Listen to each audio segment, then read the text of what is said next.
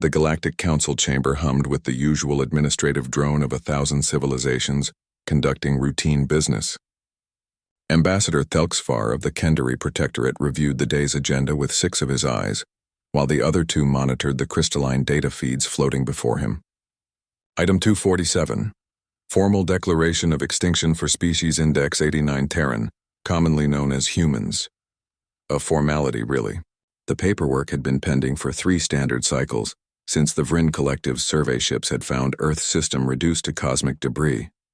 Where a vibrant blue world once orbited, only an asteroid field remained, still glowing faintly with residual radiation. The cause was obvious.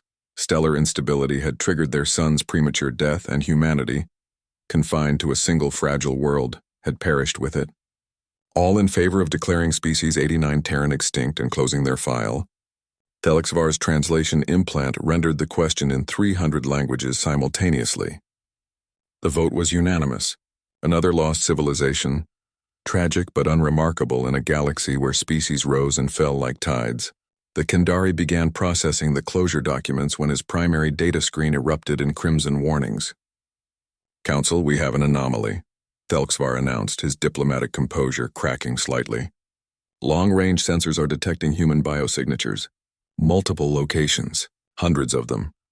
The chamber, which had been preparing to move to the next agenda item, fell silent.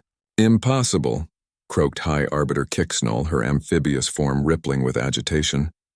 "We surveyed the Sol system ourselves. Nothing survived. I am aware, High Arbiter, yet our sensors do not lie."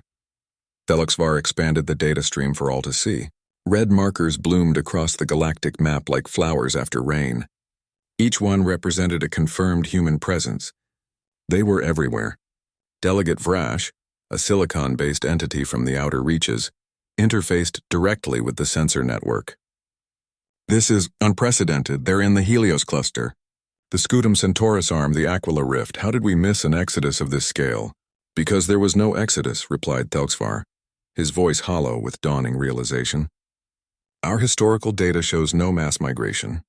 No colony fleets, no generation ships. Humanity never achieved faster than light travel, at least not according to our records." "Then what are we detecting?" demanded Kixnol. The answer came not from the Council, but from a transmission that suddenly hijacked every communication channel in the chamber.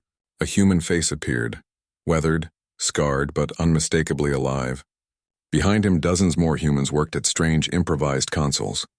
"Greetings, Galactic Council," the human said, his lips curling into something between a smile and a snarl. "I'm Captain Dmitry Volkov of the UESS Persistence.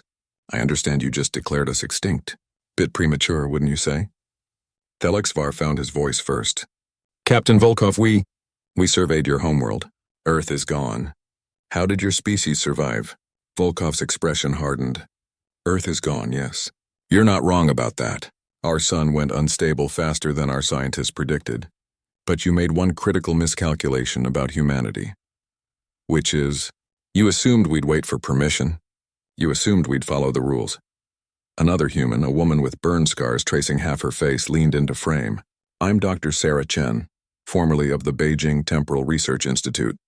40 years before Earth's destruction, we cracked something your council declared theoretically impossible: backwards time travel."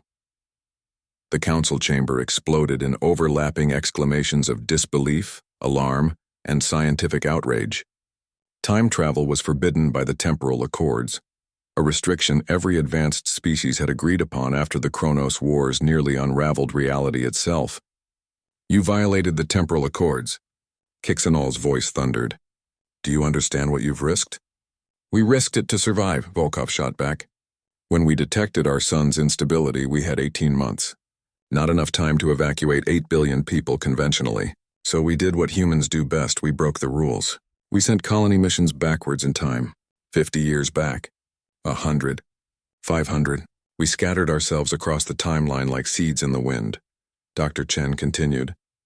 "Each group was given coordinates to different star systems, different eras, instructions to lay low, to build, to survive. They founded colonies in the past, in regions of space your species hadn't explored yet. By the time you arrived to survey those systems in your present, we'd been there for centuries, looking like any other indigenous development."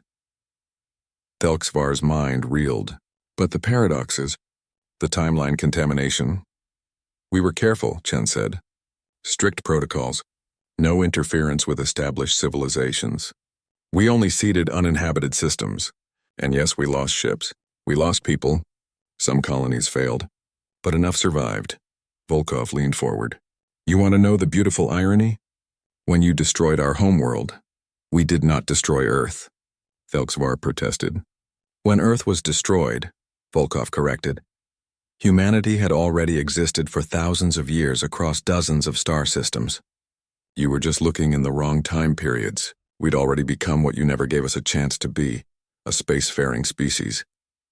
A new voice entered the transmission, older, gravelly.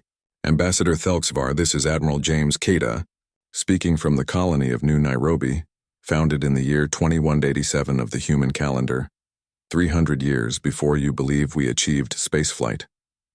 We've been watching your council for a very long time, learning, growing, and now we'd like to formally apply for membership. The chamber descended into chaos. Some delegates called for immediate sanctions.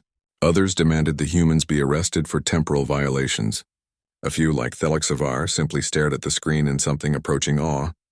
You understand, Kixenol finally said, her voice cold, that by violating the temporal accords you've committed a crime of cosmic magnitude? Volkov's smile widened. High Arbiter, humanity was facing extinction. We had two choices, die following your rules or live by breaking them. We chose life. We'll always choose life. That's what makes us human. And if we refuse your application, if we sanction your colonies, then you'll have a problem, Admiral Keita replied calmly. Because there are more of us than your sensors show, more than you can imagine. We've had centuries to prepare for this conversation. We've built fleets, established trade networks, made alliances with species you don't even know exist yet, or existed then. However you want to phrase it. This is blackmail, Kixenol hissed. No, Chen corrected gently. This is diplomacy. We're not threatening you. We're offering partnership. We've already proven we can survive anything the universe throws at us, including extinction itself. The question is, does the Council want humanity as allies or as an unknown variable operating outside your oversight? Thelxvar looked around the chamber at the assembled delegates, seeing his own uncertainty reflected in hundreds of alien faces. Humanity had done the impossible, violated sacred laws, and somehow turned their own extinction into a rebirth across time itself. Against every regulation, every precedent, and every logical argument, Thelxvar found himself respecting them for it. Motion to table the Extinction Declaration, he announced, his voice carrying across the stunned silence. And motion to open formal negotiations with the human temporal colonies for council membership. The vote was far from unanimous this time, but it passed. As the transmission ended and Volkov's scarred face faded from view, Thelxvar made a note in his personal log. Never underestimate a species desperate enough to rewrite causality itself. Humanity did not survive extinction. They refused to accept it as a possibility in the first place. The Council had declared humanity extinct. Their censors had disagreed. And in the end, so had humanity itself.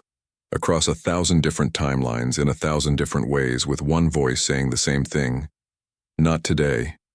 Not ever.